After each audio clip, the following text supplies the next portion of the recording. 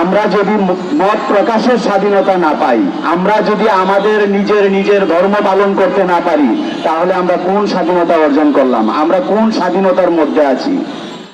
আজ আমরা বড় উদ্বিগ্ন এবং উৎকণ্ঠার মধ্যে আপনাদের সম্মুখে উপস্থিত হয়েছি। আজ বাংলাদেশের যে অন্তর্বর্তীকালীন সরকার প্রতিষ্ঠিত হয়েছে যে গণ আন্দোলনের মাধ্যমে, সেই বৈষম্য বিরোধী আন্দোলনের ফসল হচ্ছে বর্তমান অন্তর্বর্তীকালীন সরকার। আজ দুঃখের সাথে বলতে হচ্ছে, এই অন্তর্বর্তীকালীন সরকার ক্ষমতায় আসার পর আমরা সুফিবাদীরাই সবচেয়ে বেশি বৈষম্যের শিকার হচ্ছি। আমাদের মাজারে হামলা করা হচ্ছে, ভাঙচুর করা হচ্ছে, অগ্নিসংযোগ করা হচ্ছে, লুটপাট করা হচ্ছে।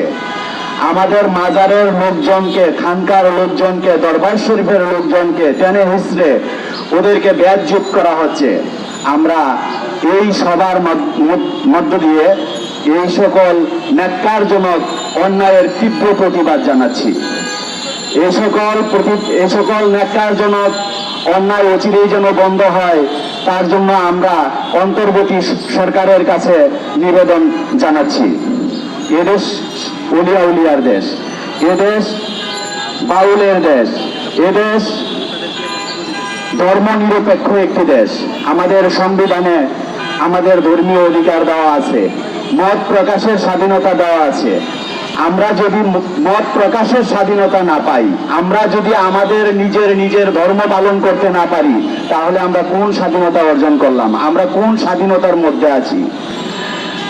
আমাদের দেশের উগ্রপন্থীরা বর্তমানে যেই উসিলায় মাজার ভাঙচুর করতেছে, অগ্নিসংযোগ করতেছে, হাদিসের দোহাই দিয়ে। আমরা সেই হাদিসগুলো জানি।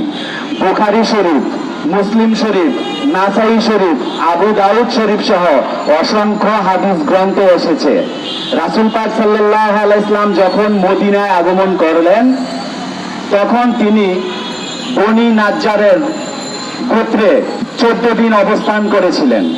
সেখানে বনি নাজ্জারের নেতৃত্বস্থানীয় লোকদের কাছে বলেছিলেন, তোমাদের এই বাগানটি আমাদের কাছে বিক্রি করে দাও। তারা বলেছিলেন যে আল্লাহর কসম, আমরা এই বাগান বিক্রি করব না, এটা আল্লাহর রাস্তে আপনাকে দিয়ে দিলাম মসজিদ তৈরি করার জন্য। তখন রাসূল পাক সাল্লাল্লাহু আলাইহি ওয়াসাল্লাম নির্দেশ দিয়েছিলেন, ওই বাগানে ইহুদিদের কিছু উঁচু মাজার ছিল এবং বাড়িঘরের কিছু ভগ্নাবশেষ উপস্থিত ছিল এবং কিছু খেজুর গাছ ছিল। রাসূল পাক সাল্লাল্লাহু আলাইহি ওয়াসাল্লামের নির্দেশে সেদিন ইহুদিদের কবর নিচ্ছিন্ন করে দেওয়া হয়েছিল, মাটিতে সমান করে দেওয়া হয়েছিল। কিন্তু কোনো মুমিন মুসলমানের কবর ভাঙার নির্দেশ আমার রাসূল দিয়ে যান নাই। আপনারা যেই হাদিসের বদৌলতে দোহাই দিয়ে আপনারা মাজার ভাঙতে যাচ্ছেন, সেই হাদিসটি আমাদের জানা আছে।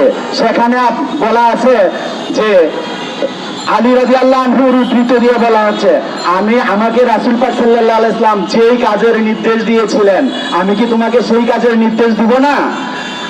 আমাকে নির্দেশ দেওয়া হয়েছিল উঁচু কবর নিচু করে দেওয়ার জন্য। এখানে হাদিসটি অন্যভাবে উপস্থাপন করা হচ্ছে। এখানে বলা হয়েছে উঁচু কবর নিচু করার জন্য। কার উঁচু কবর নিচু করবেন সেই কথাটি এখানে নেই। যেহেতু পূর্বে 6টা সুস্পষ্ট কিতাবে আছে, ওখানে ইহুদি নাসারাদের কবরের কথা বলা হয়েছে।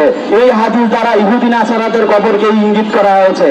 এই হাদিসের দোহাই দিয়ে আপনারা মাজার ভাঙতে পারেন না, এটা অন্যায়, চরম অন্যায়। আজ আমরা সংগঠিত হয়েছে সেই অন্যায়ের বিরুদ্ধে রুখে দাঁড়ানোর জন্য।